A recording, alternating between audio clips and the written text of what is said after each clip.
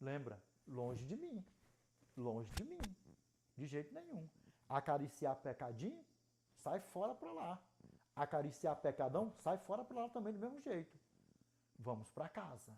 Vamos para casa. Vamos para casa. Sabe por quê que o nosso Pai deixou escrito Mateus capítulo 5, verso 27 ao 28, para mim e para você?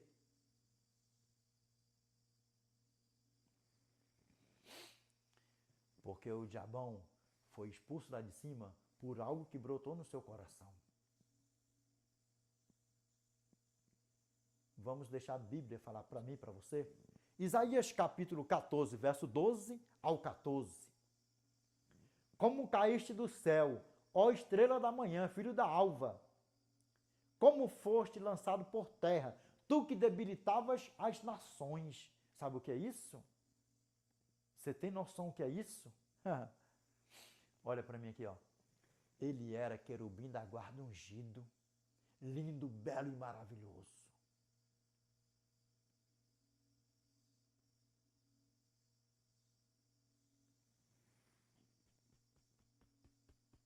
Lembra? Enganoso é o coração. Vamos ver o que a palavra do nosso Pai continua falando para mim e para você. Verso 13. Tu dizias no teu coração, eu subirei ao céu, acima das estrelas de Deus, exaltarei o meu trono, e no monte da congregação me assentarei, nas extremidades do norte. Só brotou no coração dele. Querer ser o quê, ó? Deixa a Bíblia falar. Verso 14. Subirei acima das mais altas nuvens e serei semelhante ao Altíssimo. Ele quis ser mais do que o Altíssimo? Não. Só que ele queria ser igual ao Altíssimo, mas o trono dele era acima das estrelas de Deus. A semelhança era a mesma de Deus. Mas se nós colocarmos no nosso português assim, arroçalhadão, abreadão, aparaibadão, ele queria estar o quê? Ele queria estar mais alto do que o próprio Deus. Dá para você ver o tamanho do problema, como é que a banda toca? E por que ele foi expulso? Porque brotou nele o quê? O desejo de ter o trono mais alto do que o trono do Altíssimo. Embora ele queria ser parecido com o Altíssimo. Sabe por quê? Porque ele tinha muito poder e até hoje ele tem.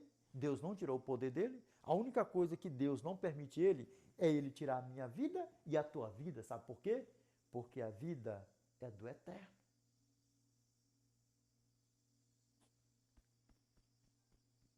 Olha nos meus olhos. Ele só tira a minha vida e a tua vida se o Altíssimo permitir. Porque poder para isso ele tem. E como tem? E como tem? Ele é poderoso. Nunca subestime o poder de Satanás. Nunca subestime as artimanhas de Satanás. Sabe por quê? O que fala Apocalipse capítulo 12, verso 9? Aquele que engana o mundo inteiro. Que ele esteja repreendido da nossa vida. Toda vez que você tentar pronunciar essa palavra, porque era uma prática nos teus lábios, era uma prática. Como é que pode Deus criar o mal? Como é que pode Deus permitir tudo isso? Deus fazer isso, Deus criar Satanás e por aí vai. Você entendeu que Deus não criou o mal? Deus não criou Satanás? Deus não desejava que ninguém morresse, que ninguém andasse por aí afora com câncer, depressão, botando tudo num pacote só, que mais pessoas tirassem sua vida, mundo fora? Mas, devido à rebeldia de Satanás, devido ao pecado de Satanás, qual era o pecado dele? Ele estuprou uma anja lá em cima, ele quis violentar uma anja lá em cima, ele quis roubar alguma coisa lá de cima, falando dos seus lábios, ou fazendo algum gesto, não, sobrou todo o seu coração. Por isso que nós temos que tomar cuidado com o nosso coração. Salmos 51, verso 10. O que o nosso irmão Davi pediu para o nosso Eterno? Salmos 51, verso 10. Cria em mim, ó Deus, um coração puro e renova dentro de mim um espírito inabalável. Sabe por quê? Porque o coração puro, quem habita nele é o Altíssimo. E qual era o homem que pisou nessa terra aqui, segundo o coração de Deus? Ele mesmo, Davi. E que o nosso Eterno, com seus montões de misericórdia, nos dê um coração puro, que o Senhor renova dentro de nós um espírito inabalável. Para quê? Para que nós não venhamos andar depressivo, cabisbaixo, triste, angustiado. E sermos ingrato com a graça. Lembra que quem é um crente alegrão está aqui. Depressão, sai fora para lá com o negócio de depressão. E lembra, se um dia o nosso Eterno me der para mim contar o meu testemunho aqui, testemunho de vida, eu irei contar, sabe? Porque lembra que aqui, eu sempre falo, é o que o meu Pai colocar na minha mente e no meu coração. Porque aqui é o Espírito Santo mesmo. Olha nos meus olhos aqui, ó. Aqui é o Espírito Santo mesmo que atua. Aqui não é a sabedoria do homem. Aqui não é a vontade do homem. Tudo aqui, pregações, tudo aqui é guiado pelo Espírito Santo. A Ele toda a honra, toda a glória. Sabe por quê? Primeiro, a consciência.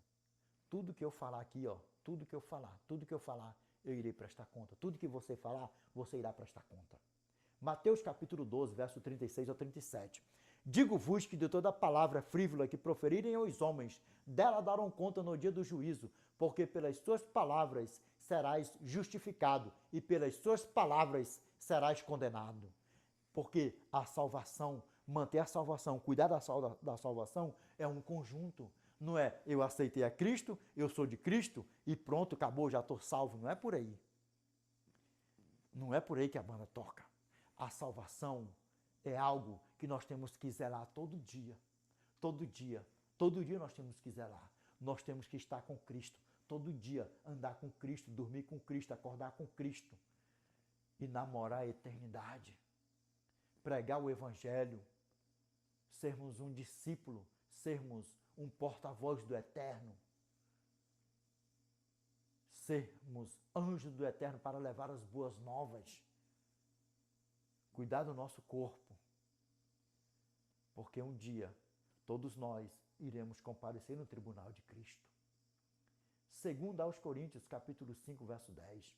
Porque importa que todos nós compareçamos perante o tribunal de Cristo para que cada um receba segundo o bem ou mal que estiver feito por meio dessa belezura, por meio do corpo. Eu sempre peço aqui que nenhum de nós se perca.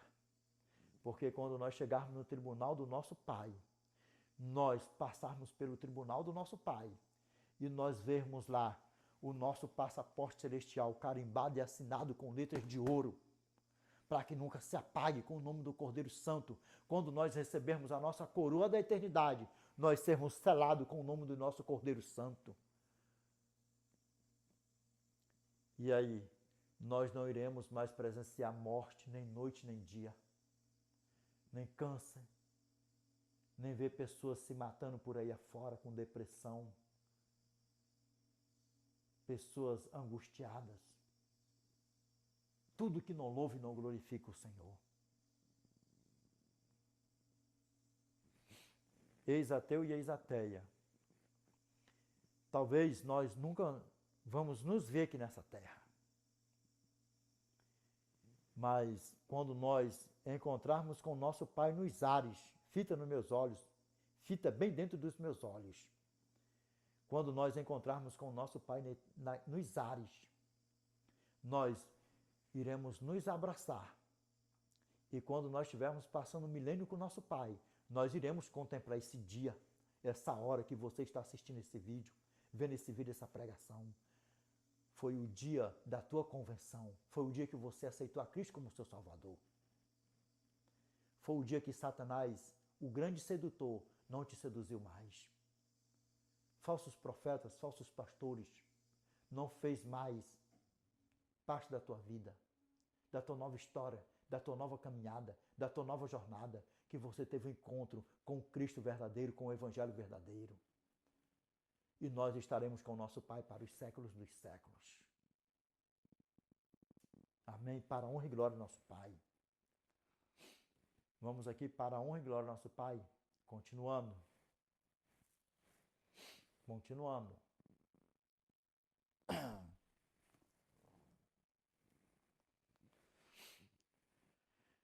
O dia está próximo. O dia está próximo. O mundo está indo de mal a pior. Não coloque o teu coração nesse mundo. Não coloque o teu pensamento nesse mundo. Não coloque os teus planos nesse mundo. Planos como se fosse uma eternidade. Trabalhe. Põe seus planos e projetos para uma vida passageira aqui. Mas não ama esse mundo. Não faça parte desse mundo. Não deixe Satanás e seus anjos te seduzir, sabe por quê? Porque 1 João, capítulo 2, verso 15 ao 17. A palavra do nosso Pai fala assim para mim e para você. 1 João, capítulo 2, verso 15 ao 17.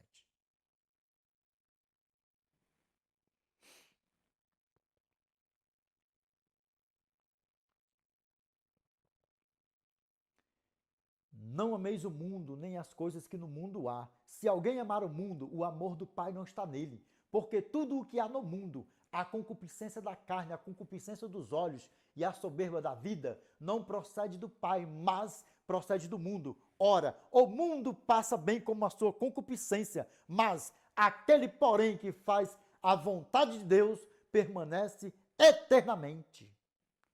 Tiago, capítulo 4, verso 4. Infiéis, não compreendei vós que a amizade do mundo é inimiga de Deus? Aquele, presta atenção, aquele que se torna amigo do mundo constitui-se inimigo de Deus. Na tua Bíblia pode falar adúlteros e adúlteras. Não compreendei vós que a amizade do mundo é inimiga de Deus? Não vos enganeis, pois qualquer que se torna amigo do mundo constitui-se inimigo de Deus. Que nós não venhamos namorar esse mundo. Que nós não venhamos colocar a nossa mente e plantar o nosso coração nesse mundo. Que nós venhamos colocar a nossa mente, plantar o nosso coração na eternidade. Porque lá, sim, nós iremos ter tudo do bom e do melhor. Não que você não possa ter aqui, que você possa ter mansão, carrão, luxo. Não que você não possa ter, mas não coloque o teu coração nessas coisas. Conquiste, usufrua, mas lembra, cuidado, para que a soberba da vida, para que a concupiscência da vida, a concupiscência dos olhos não te tire da eternidade. Você nunca vai ver um adventista do sétimo dia, da seita do sétimo dia, dizendo, venha para Cristo, que você é pobre, que você vai ser rico, que você é pobre, você vai ter mansões, você vai ter carro, não. Você vai ver adventista do sétimo dia falando para você, o céu é o melhor lugar para você. Se Deus te abençoar aqui, com riquezas, carros, mansões de luxo, é entre você e o eterno. Lembra, não é pecado você ter dinheiro, você ter carrões, você ter mansões, você ter luxo, não é pecado. O pecado é você colocar o teu coração no tesouro terrestre e tirar o teu coração do tesouro celeste. Separe isso aí. A eternidade é o melhor caminho. Vamos lá, continuando, para a honra e glória do nosso Pai. Primeira destruição dele na eternidade com os anjos. Segunda destruição dele, por isso que nós estamos contemplando tudo isso aqui no Jardim do Éden. Gênesis capítulo 3, verso 1 ao 4. Mas a serpente mais sagaz que todos os animais selváticos que o Senhor Deus tinha feito, disse à mulher: é assim que Deus disse: não comereis de toda árvore do jardim? Respondeu-lhe a mulher: do fruto das árvores do jardim podemos comer, mas do fruto da árvore que está no meio do jardim, disse Deus: dele não comereis, nem tocareis nele, para que não morrais. Então a serpente disse à mulher: é certo que não morrereis. Só que aí tem um grande problema. A você que não sabe, eu não sei se vocês pegaram no vídeo que eu lancei aí. As artimanhas de Satanás para destruir o plano da salvação. As investidas de Satanás para destruir o plano da salvação.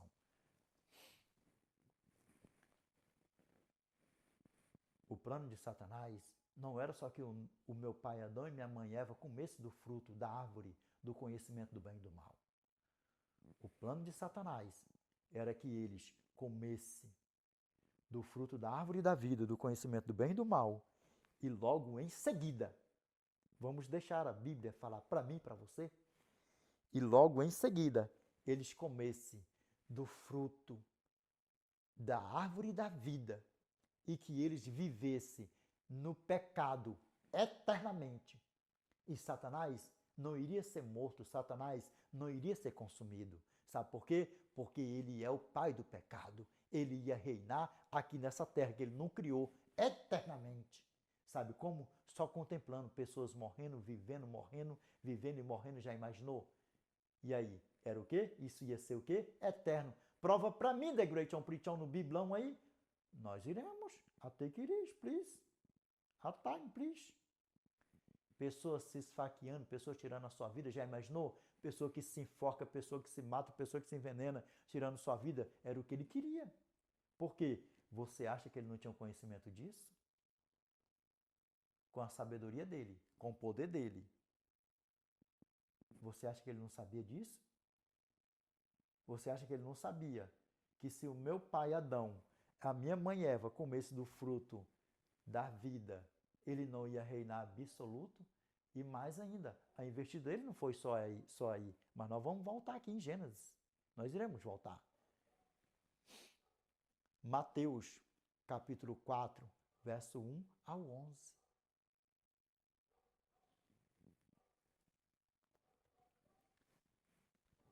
No verso 10, o que ele falou? Se prostrado me adorares, te darei todos os reinos da terra. Verso 10. Mateus capítulo 4, verso 10. Fez todas as artimanhas dele, verso 1 ao 10. No verso 10 ele concluiu: se prostrado me adorares, te darei todos os reinos da terra. E o que nosso Eterno falou? Então disse o Senhor: só ao Senhor teu Deus adorarás e lhe darás culto. Ele falou: arreda-te de mim. E com isso Satanás o deixou. E os anjos vieram e serviram ao nosso Redentor. Se o nosso Redentor tivesse cedido para Satanás ali, sabe o que iria acontecer? O mesmo propósito dele, que ele queria ser eterno. E quer que eu te diga uma coisa? O Pai, o Filho e o Espírito Santo. Olha o tamanho do problema. Se o Eterno se ajoelha para ele ali e adorasse a ele, o que isso ia dar, pastor? Hein, pastores? O que isso ia dar? Hein? Como era que iria ficar a eternidade? Hã? Deixa nos comentários aí para mim, para ver se vocês verdadeiramente estão ligados. Vamos aqui. Voltar aqui, ó. Gênesis capítulo 3.